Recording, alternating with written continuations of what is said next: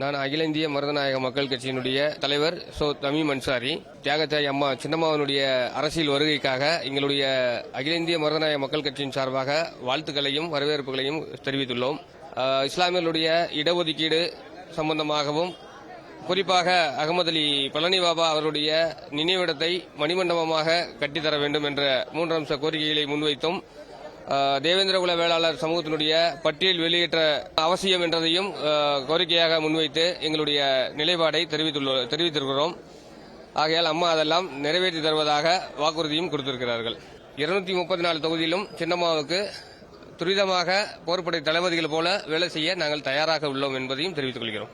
ABS Palani Ramachandran. நாங்கள் ஆத்தூர் தலைமையிடமாக கொண்டு பாரத் சோசியலிஸ்ட் பார்ட்டி அப்படிங்கிற இயக்கத்தை 2020 நாங்கள் ஆரம்பித்தோம். நாங்கள் காங்கிரஸ்ல தான் வெளியில் வந்தோம்.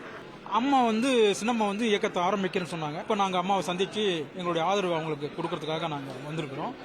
சின்னம்மா இந்த இயக்கம் அண்ணா திராவிட முன்னேற்ற கழகம் ஆரம்பத்திலிருந்து இன்னைக்கு அம்மாவை நிலைநிறுத்தினவங்க சின்னம்மா தான். சின்னம்மா இல்லைன்னா இந்த இயக்கம் இல்லை. இந்த இயக்கத்தை இன்னைக்கு இத்தனை பேர் உருவாக்கப்பட்டதுன்னா யார் காரணம் கேட்டீங்கன்னா அது அம்மா சின்னம்மா தான். இன்னைக்கு துரோகம் செஞ்சிருக்கான் எடப்பாடி பழனிசாமி செய்தது மிகப்பெரிய துரோகம். இது ஆண்டவனால கூட மன்னிக்க முடியாது. இன்னைக்கு நல்லா இருக்கலாம், ஆனா பின்னாடி இதோட வருத்தம் என்னங்கிறது அவருக்கு தெரியும். ஆனா சின்னம்மா அவங்க இந்த இயக்கத்தை இப்ப ஆரம்பிக்கிறாங்க. அந்த இயக்கத்துக்கு எங்களுடைய முழு ஆதரவை நாங்க கொடுக்கிறோம். என் பெயர் எஸ் சத்தியமூர்த்தி. நான் திருப்பத்தூர் மாவட்டத்தைச் சேர்ந்தவன். நான் எம்ஜிஆருடைய ரசிகன்.